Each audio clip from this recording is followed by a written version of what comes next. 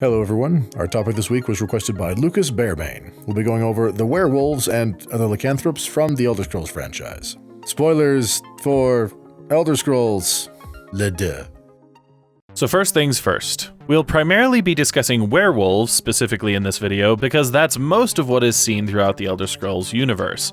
In fact, though lore bits have referenced at least 8 distinct varieties of lycanthropy, only 4 have ever been seen on screen in any given game. Just as importantly, while the origin of werewolves is believed to be known, we could find no references to the specific origins of any other lycanthropic subspecies. Obviously, this means that either they each share a similar origin or each have a distinct origin. There is the smallest amount of evidence that they do in fact share an origin, which we will get into shortly, but it's not the firmest foundation to work with, so take it with a grain of salt. Of the known lycanthropic varieties, the 4 shown on screen across the various Elder Scrolls games are obviously werewolves, werebears, wereboars, and werebats. The species that have been referenced but never seen are were-crocodiles, were-lions, were-vultures, and were-sharks.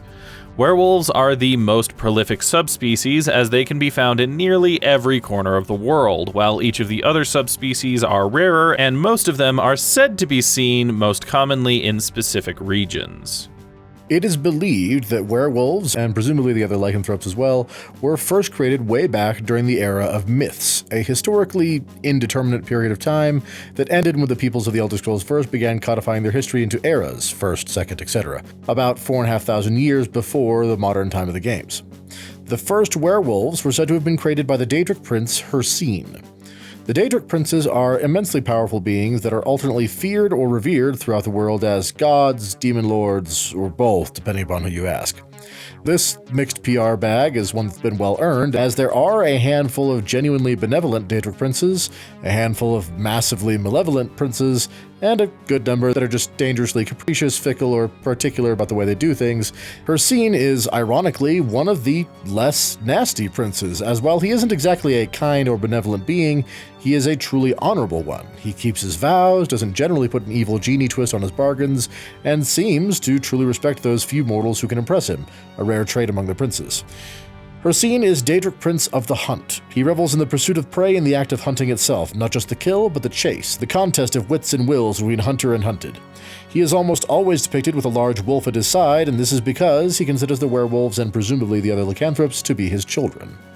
It is said that Hircine meddled with the very nature of wolves sometime during the era of myths, making wolves more susceptible to shapeshifting, and that this somehow eventually led to the genesis of the first werewolves.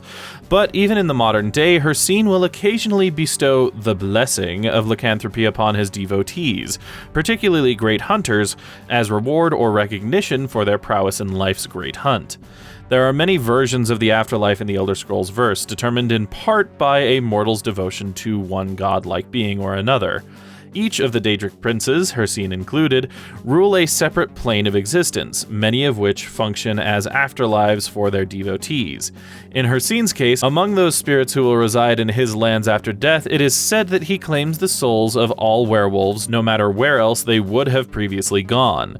It does seem like this can be superseded by other events or curses in life, and if a person's lycanthropy is removed, they are theoretically returned to whatever afterlife track they were on before. But overall, Hircine takes the werewolves home with him once they've died. This is where the one piece of information we have that infers Hircine might have been responsible for all lycanthropy comes from. In a couple descriptions, it is noted that living mortals who enter Hircine's home plane, called Hircine's hunting grounds, will be hunted down from the moment they arrive till the moment that they leave or are caught. It's noted in these descriptions that Hircine waits to hunt with his werewolves at night, but that, among other things, werebears will stalk the intruders during the day.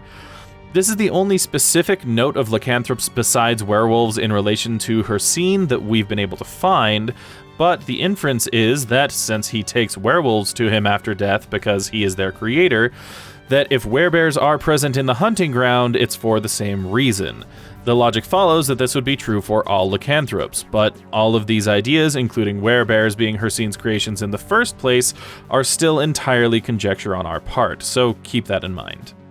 For the most part, all the various lycanthropic subspecies we've actually seen seem to share more similarities than differences.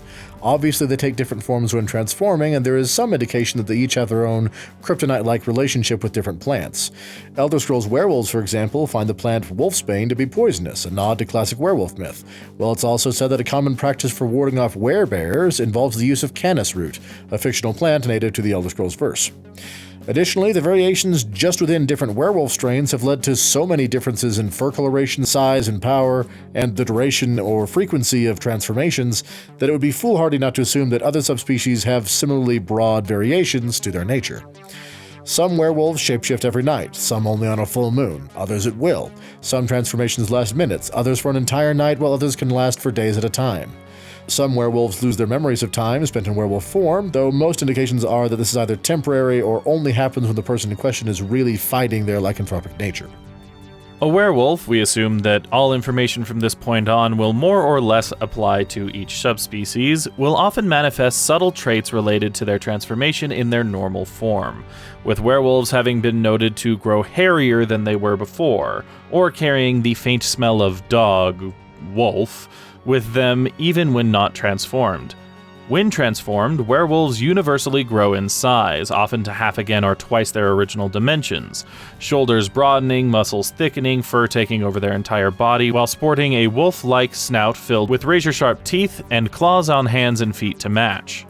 Most commonly, this sort of hybrid wolf biped creature is what werewolves become, though some examples of full transformations into a genuine wolf shape do also exist. The inherent magic of the werewolf's form extends to its claws and fangs, allowing it to carve through solid stone, metal, or even enchanted objects with the same ease as that of a magic sword or axe, propelled by all of the new muscle of the werewolf form. Werewolves are universally bigger, stronger, faster, and hardier than they are in their base form. Their senses are heightened based upon descriptions even beyond the hearing and smell of actual wolves. They heal wounds both over time and at least game mechanically by devouring the hearts of those they've slain.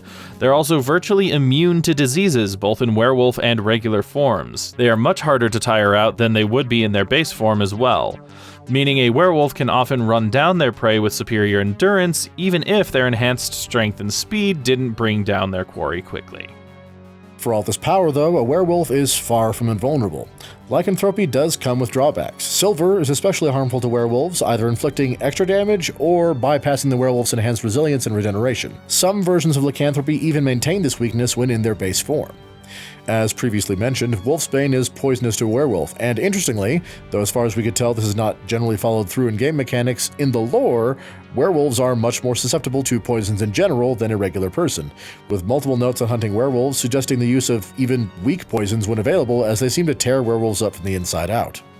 The greatest weakness that a werewolf has, however, is his or herself. Virtually all werewolf strains come with an, at times, blinding bloodlust, a consuming need to feed and maul and tear and hunt, presumably the ancient influence of her scene at work. Some strains of lycanthropy even afflict the person in question with this bloodlust when in their normal form. Over time, many werewolves bring this bloodlust under control, but that's not always good either, as control can range from being able to rein that animalistic rage in, letting it out only when wanted or necessary, to simply slaking that lust for carnage in battle whenever the opportunity arises, so that for the most part, the person is able to think clearly. It's important to note that this bloodlust is neither tied to hunger, nor does it overwhelm a person's sense of self. One account from a werewolf notes that the need for carnage extended well past a belly long since full of game, and that even though he felt he needed to hunt and kill things, his conscience was not absolved of the kill when it served no other purpose. Whether you look upon lycanthropy as a gift or a curse, in its initial stages it is in fact a disease. If a creature survives an attack by a werewolf, there is a chance that the disease can be passed on by tooth, claw, saliva, or blood. If a person becomes infected, the disease incubates for a few days to a few weeks. During this time, any sort of remedy that removes any other disease will cure the lycanthropy with little issue. However, once a person has transformed into a werewolf, the curse of lycanthropy becomes much more difficult to remove. It's also possible to feed someone the blood of a werewolf, which induces the transformation almost immediately. Once you've become a werewolf for the first time, conventional wisdom holds that there is no cure whatsoever. However, though rare and usually difficult, multiple rituals have been discovered over the course of time that allow one to purge themselves of their lycanthropy. And interestingly, the curses of lycanthropy and vampirism are exclusionary. If you possess one curse, either you're immune to the other, or the new curse will supplant the old one, as determined by the individual strain of lycanthropy or vampirism. Most of the rituals that can remove lycanthropy involve physically casting out the animal spirit in some way, indicating that it is an actual force, a part of you, that must either be given to another or conquered. One known ritual involves feeding a person with dormant lycanthropy genes the blood of a werewolf. Remember, pre-transformation lycanthropy is a disease, so some bloodlines have been known to carry it without manifesting any symptoms. In doing so, the werewolf curse is taken from the feeder by the strength of the lycanthropic response in the drinker.